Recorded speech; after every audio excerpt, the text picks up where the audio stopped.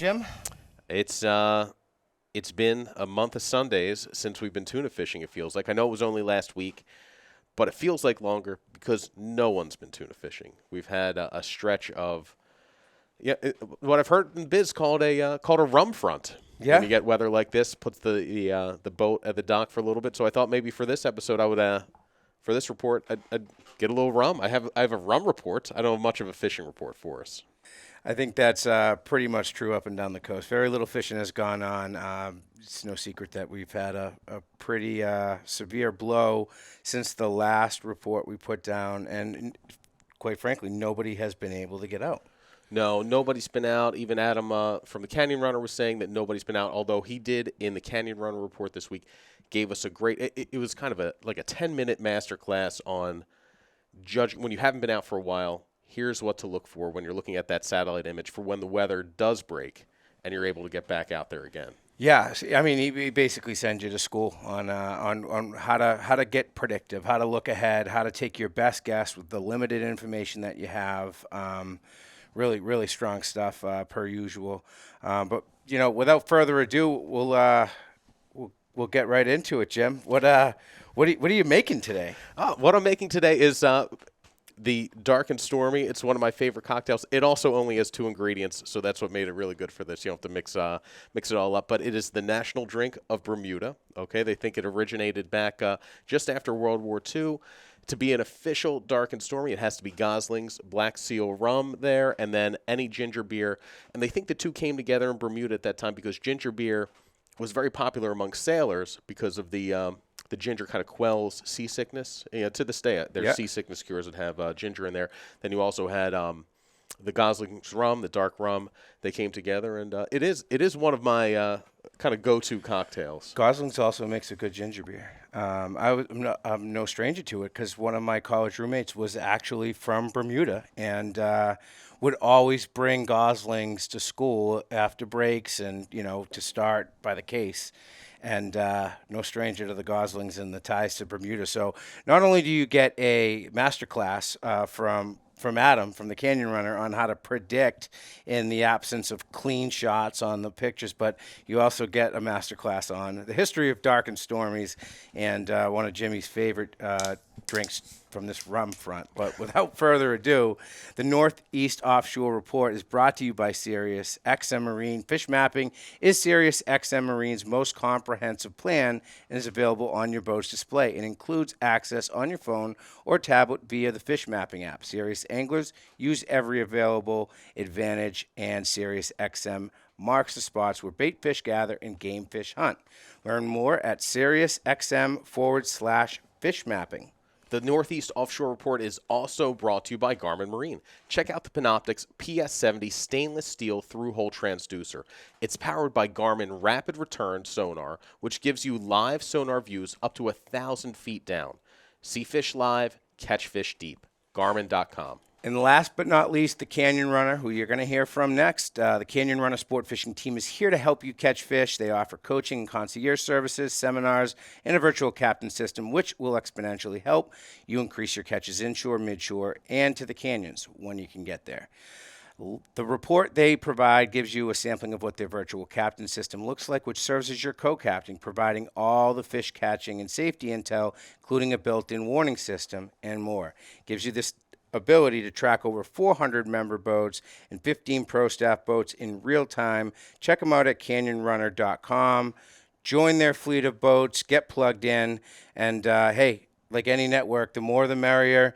You play the game right, you contribute, it comes back, tenfold, and you can get on the fish. So we'll let Adam take it away with the Canyon Runner report while Jimmy I'm going to mix these up for us. Mixes up a Dark and Stormy. All right, Jimmy and Cheech, how we doing? I wish I could say, well, we're doing better than the weather. So, folks, this is going to be a weird one. There's virtually nothing to say about what happened last week. We have seen basically since September 15th, some of the worst weather you'll see in September. Barely anybody got out.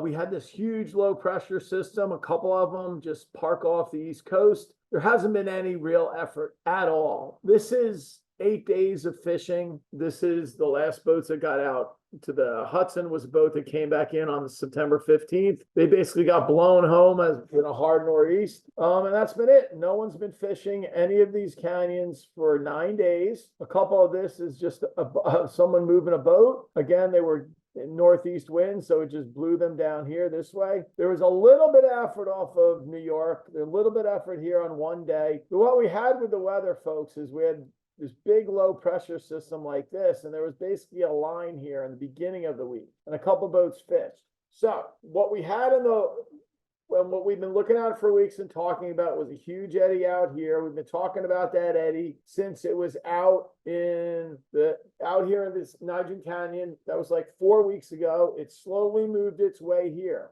Now this is important. What we're going to talk about here is the future. So you got to know the past. So there's this huge eddy out here. It slowly moved its way here. The backside of the eddy, and this was on the 17th, the backside of the eddy was now right here between basically oceanographers and Welkers. That was on the 18th.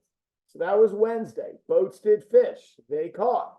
There was big eyes. There was yellowfin. There were blue marlin. There was the best news out of here was one of the boats had 4 swords. Another boat had 3. Daytime, nighttime, a ton of swordfish. Everybody caught to put an effort on it. The issue is it's a monster eddy.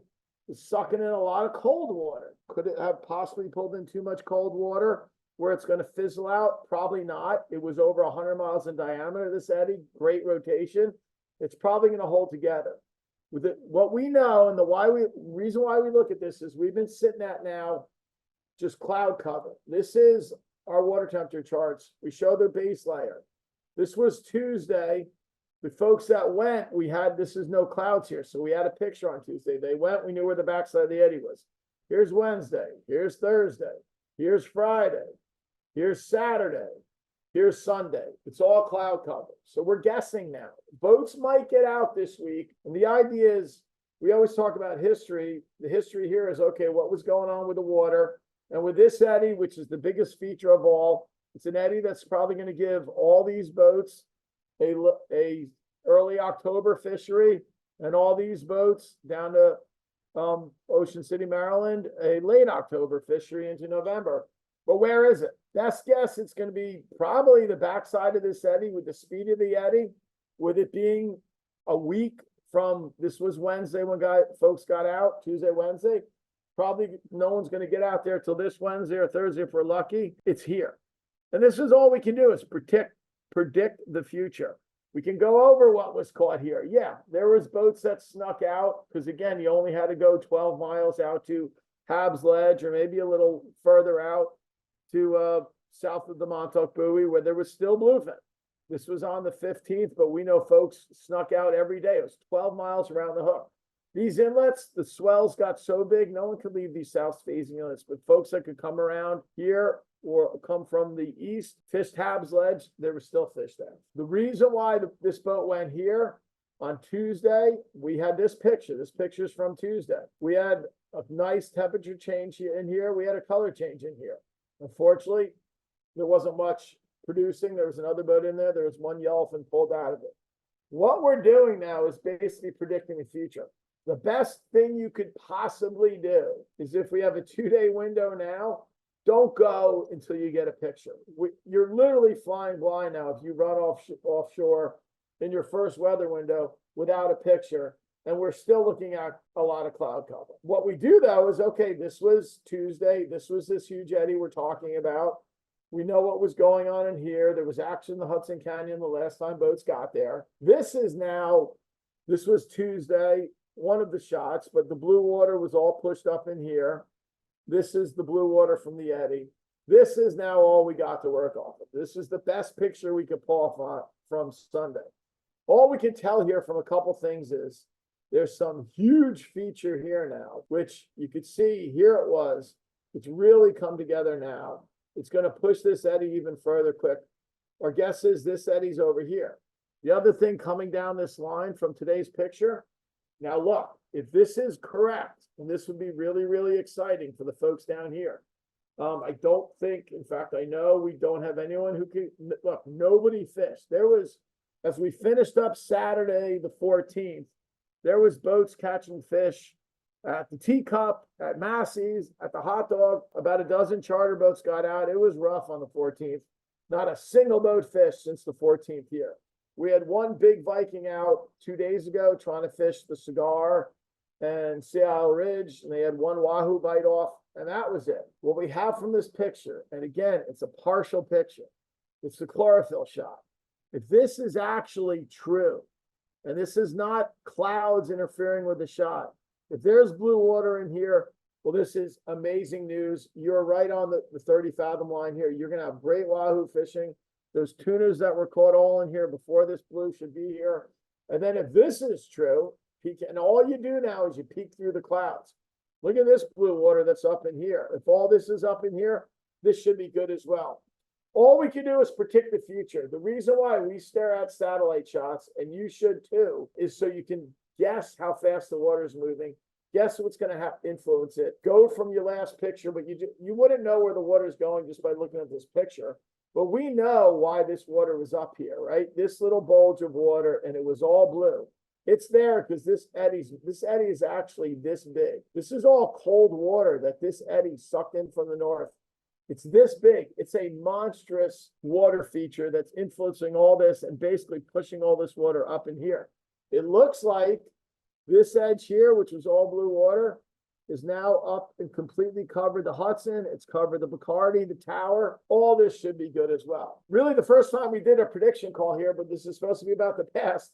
But folks, there was nothing to talk about. Never saw a week like this before, except once. I believe it was 2007 or 2008. We had 16 days in a row in September that we could not get out. 16 days in a row with blue northeast forever, and we couldn't go. It looks like it's not going to break that record, but it's going to be pretty darn close. But we should be going this week. You know, the last of it to talk about, the giant tuna fishing, the reason I left it last is the season's closed. It's going to open up again October 1st. There's really not much anyone's going to do now unless you're interested in catch and releasing. But that's what these boats were doing up here. There was just fabulous fishing in the bay. There was fishing all up and down this line. Anyone who wants to catch and release, great. There's a little bit of quota left open for October. But other than that, folks, I mean, that is it. Go back what you can do this week. And if you're planning your next one is, you had time. Hopefully you readed all your tackle. The season's far from over. We're going to have, there's so many bluefins around. I'm sure people are going to be catching bluefins up and down this line, just like last year. I mean, into December, there were bluefins up and down this line. So look forward to that. Enjoy this week. Let's do a little, I don't want to call it a rain dance, a wind dance, and get this northeast to stop blowing. Because as you can see, this is the actual wind funnel. It's still blowing 15 to 20 northeast. It's been going on forever. Hope all's well, folks. Talk to you later. So we've got Striper Fest this weekend. That is the culmination of our Striper Cup tournament. It's been running since May. This is the big party to celebrate striped bass and striped bass fishermen. That's happening this Saturday, September 28th. And as soon as we get past Striper Fest, we're going to be looking for our next chance to get back offshore.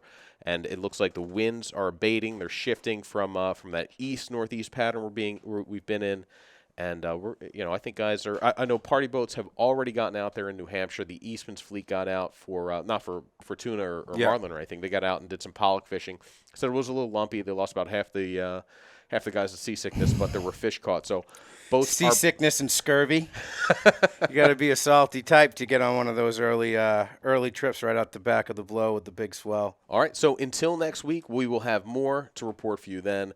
More boats are getting out, and I think we'll have some more tuna talk. Yeah, I mean the outlook per Adam. There's something to be excited for that can be kind of an extension to the offshore season for pretty much the whole coast. That eddy he was talking about is promising and should bring good fishing into the November December time frame. So let's hope that holds true. And all right, cheers, a little AM dark and stormy, Jim.